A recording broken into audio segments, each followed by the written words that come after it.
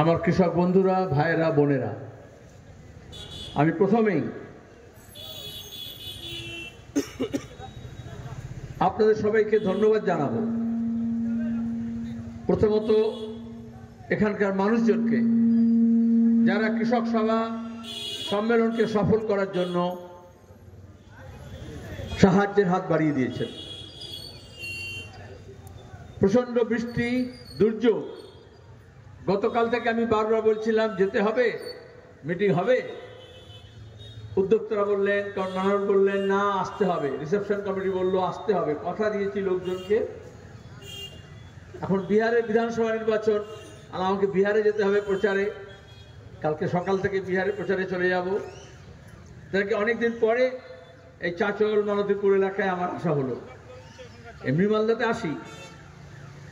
দুর্যোগে আপনারা শুনলেন এই বড়ি অঞ্চলে আমন চাষটাই বড়, ধান এখনো মাঠে, আর কদিন পরে কাটার কথা, তার মধ্যে এই দুর্যোগ। আমি বলবো কৃষক সভার নেতাদেরকে, আপনাদের সম্মেলনে আপনারা সিদ্ধান্ত করবেন। ইতিমধ্যে জানলাম সম্মেলনের পর দিন থেকেই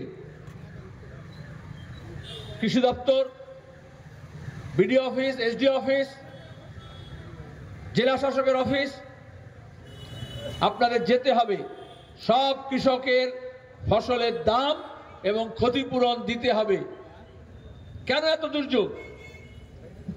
আর এই দুর্যোগের সময় আগে বামফ্রন্টের আমলে পঞ্চায়েতি ব্যবস্থা আমরা তৈরি করেছিলাম। মানুষ কষ্টে পড়লে, বিপদে পড়লে পঞ্চায়েত আসে নিজেদের। কিন্তু আপনারা জানেন আজকে যে বিজেপি নেতা শুভেন্দু, তখন সে তৃণমূলের নেতা। আর এই উত্তর দিনাজপুর, দক্ষিণ দিনাজপুর, মালদা, মুর্শিদাবাদ এসপি, পুলিশ তাদেরকে ব্যবহার করে, তৃণমূলের গুন্ডা, বদমাশ, মস্তানকে ব্যবহার করে তারা ভোট লুট করে পঞ্চায়েত দখল করেছিল।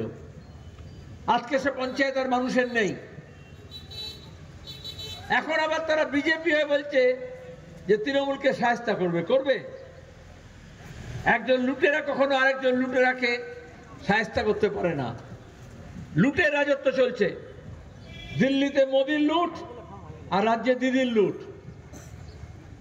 আমাদের কাজ কর্ম, কৃষি, মান্ডি, বাজার, হাট, দোকান, শিল্প, ব্যবসা, বাণিজ্য, শিক্ষা, স্বাস্থ্য সবই লুট হচ্ছে। আর এই লুটের কোনো শেষ নেই। প্রাকৃতিক সম্পদকে লুট করছে। এই যে পাহাড়ে দেখলেন, ডুয়ার্সে, তরাইতে, দার্জিলিং এ, জলপাইগুড়িতে, আলিপুরদুয়ারে, কুচবিহারে কদিন আগে কিরকম বিপর্যয় হলো। গোটা পাহাড় ধসে যাচ্ছে। কেন্দ্রীয় সরকার সে বড় বড় বাঁধ নির্মাণ করছে, টানেল তৈরি করছে, পাহাড় খুঁড়ছে, রাস্তা চওড়া নাম করে আসলে পাথর তুলছে। আর তৃণমূল কংগ্রেস যেখানে নদী পাচ্ছে সেখান থেকে বালি তুলছে, পাথর তুলছে। সব নদীগুলোকে, নদীর প্রবাহগুলোকে নষ্ট করেছে। নদীর জল বহন করার ক্ষমতা কমে গিয়েছে। একটু বৃষ্টি হলেই বন্যায় মানুষ ডুবছে। এই মালদায় আমরা এখন এখানে মিটিং করছি গত কয়েকদিন ধরে। আপনারা জানেন মানিকচকের ভূতনি চরে কিরকম মানুষ অসহায় অবস্থায় আছে। হাজার হাজার মানুষ নদী ভাঙনের শিকার। পাশে মুর্শিদাবাদেও, আগে শমশেরগঞ্জ, ধুলিয়ান, আর এখন একেবারে জলঙ্গি পর্যন্ত। এখানে গঙ্গা হোক, কুলার হোক, মহানন্দা হোক, ওখানে পদ্মা হোক, গঙ্গা হোক, ভাঙন হচ্ছে। আসলে এই ভাঙনের কুল কিনারা নাই। এমন রাজনীতি, ভাঙনের রাজনীতি, লুটের রাজনীতি। শুধু নদী ভাঙছে না, মানুষের সঙ্গে মানুষের সম্পর্ক ভাঙছে। আমাদের যে সম্প্রীতির যে সম্বন্ধ সেটা ভাঙছে। প্রতিবেশীর সঙ্গে প্রতিবেশীর যে সম্পর্ক সেটা ভাঙছে। হিন্দু, মুসলমান, বাঙালি, অবাঙালি, উত্তর, দক্ষিণ, পাহাড়, সমতল, প্রতিদিন মানুষের ঐক্যকে ভাঙা হচ্ছে। কেন? আসলে যখন লুট করতে হয় শাসক দল, শাসক শ্রেণী সে তার লুটের রাজত্ব কায়েম রাখার জন্য মানুষের ঐক্যকে ভাঙে। কারণ মানুষ যদি একসঙ্গে থাকবে তাহলে লুটেরাদের কলার ধরে বলবে, বলো কেন আমার স্কুলে মাস্টার নেই, কেন শিক্ষকের চাকরি নিয়োগে এত দুর্নীতি হলো, কেন চাকরি নিলাম করলে, কেন স্কুলে হোক আর মাদ্রাসায় হোক, স্কুল সার্ভিস কমিশন হোক আর মাদ্রাসা সার্ভিস কমিশন হোক, কেন দুর্নীতি, কেন মাদ্রাসা, কেন স্কুল বন্ধ হচ্ছে, কেন শিক্ষা সর্বশান্ত হচ্ছে। আর তখনই সাম্প্রদায়িক রাজনীতির দরকার হয়। তখন কেউ কেউ এসে বলবে মাদ্রাসা মুসলমান, স্কুল হিন্দু, হিন্দু আলাদা হও, মুসলমান আলাদা হও, তফাৎ যাও। তাহলে লুট করার জন্য এই ফুট দিতে হয়। হিন্দিতে বলে ফুট ডালনা, মতলব ভাগ করা। তাহলে লুটের রাজত্বের জন্য গত কয়েক বছর ধরে দেখেছেন আমাদের রাজ্যে, আমাদের দেশে জাত পাত, ধর্ম, বর্ণ, ভাষা, প্রদেশের নামে কে কি খায়, কে কি পড়ে, কে কোন ভাষায় কথা বলে, কে কিভাবে উপাসনা করে, কে মন্দিরে যায়, কে মসজিদে যায়, কে গির্জায় যায়, এইভাবে অত্যাচার নামিয়ে আনা হয়েছে। প্রথমে বজরং দল, আরএসএস, সংঘ পরিবার, মব লিঞ্চিং তো আপনারা জানেন। এই মালদা জেলার আফরাজুলকে রাজস্থানে পুড়িয়ে মেরেছিল। 1 লাখ জানেন, জুনেদ জানেন। আর এখন গোটা দেশে এমন মব সংস্কৃতি করেছে, আমাদের পশ্চিমবঙ্গেও।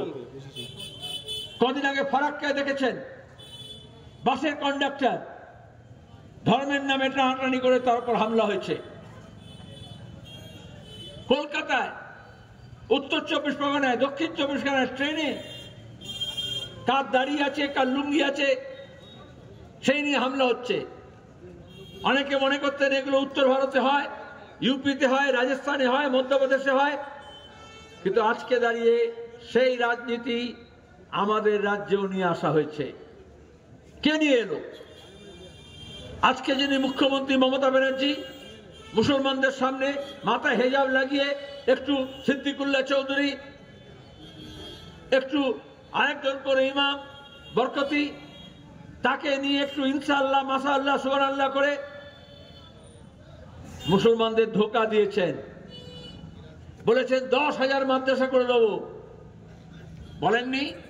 যারা রেলমন্ত্রী ছিলেন বলেছিলেন মুসলমান মেয়েদের জন্য নার্সিং কলেজ করে দেবো, ভাঙড়ে মেডিকেল কলেজ করে দেবো মুসলমানদের জন্য। আর সেই দেখে বিজেপি, আরএসএস খবরের কাগজ লিখতে আরম্ভ করলো, দেখো এই মমতা আসলে মমতাজ, আর সব মুসলমানরা পেয়ে যাচ্ছে। আমি আজকে জিজ্ঞেস করবো না কি পেল? মালদা, মুর্শিদাবাদে গঙ্গা ভাঙন নিয়ে, নদী ভাঙন নিয়ে একটা কথা বলছে রাজ্য সরকার আর তৃণমূল।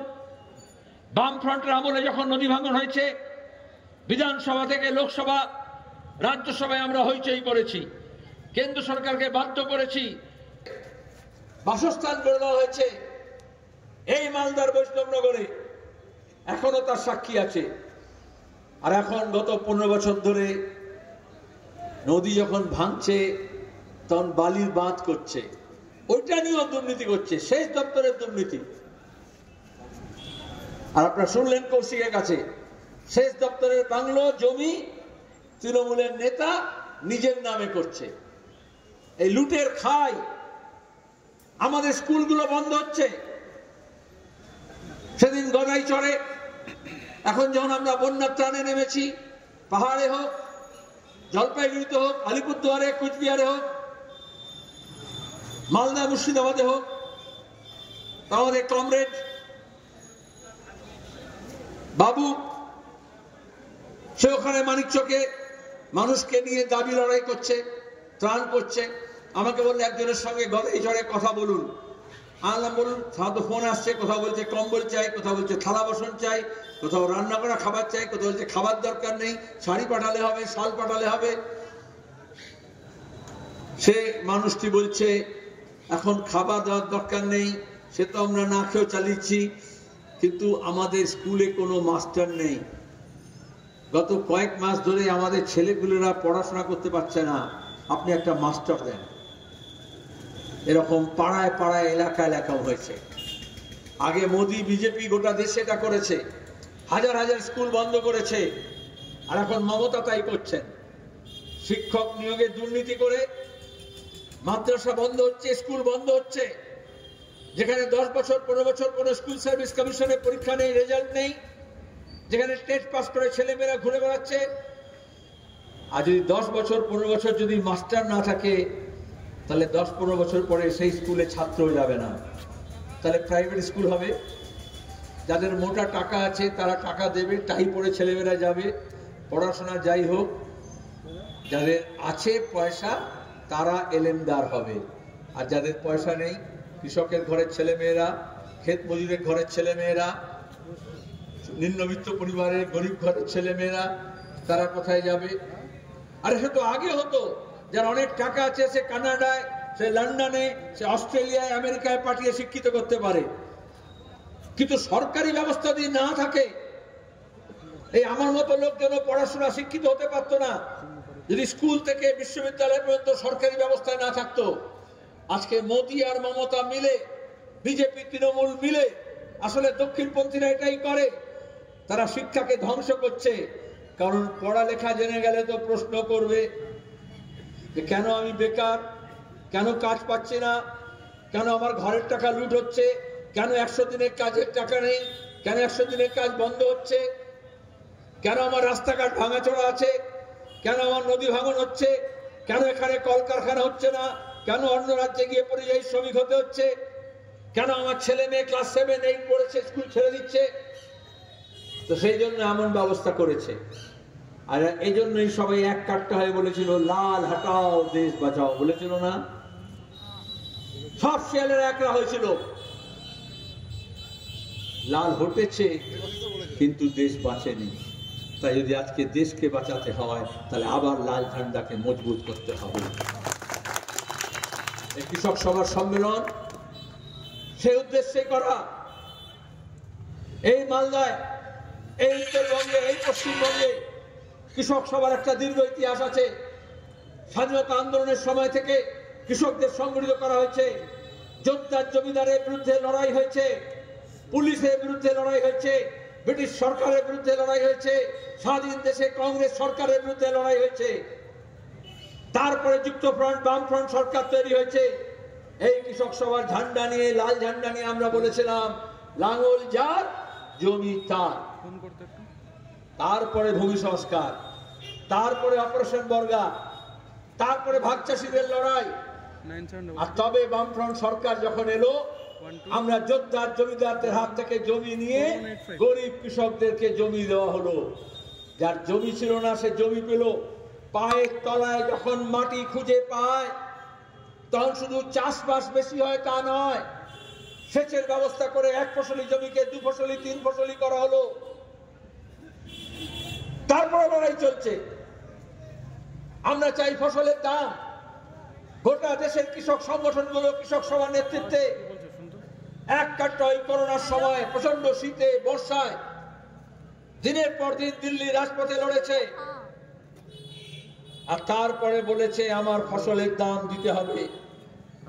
এই মোদি কৃষি জমিকে নিয়ে নেওয়া, কৃষি বাজারকে নিয়ে নেওয়া, কৃষি ফসলকে নিয়ে নেওয়ার জন্য কালা আইন নিয়ে এসেছিলেন।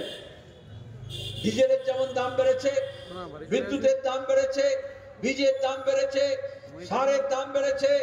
আর সার যখন দরকার হয় তখন কালোবাজারি হয়। এইসব নিয়ে লড়াই লড়তে হয়। আর এই জন্য কৃষকদেরকে সংগঠিত করতে হয়। আর যখন আমরা কৃষক সভা বলি, তখন হিন্দু কৃষক, মুসলমান কৃষক, বাঙালি কৃষক, বিহারি কৃষক এভাবে ভাগ করি না। কারণ কৃষককে যখন মারে তখন হিন্দু কৃষককে বাড়তি কিছু উপকার করে না, মুসলমান কৃষককে বাড়তি কিছু দেয় না। কিন্তু বিজেপি আরএসএস কি বলে, ওই দেখো তুষ্টিকরণ হচ্ছে, মুসলমানদেরকে দেখে দেখে বেশি দিচ্ছে, বলে না?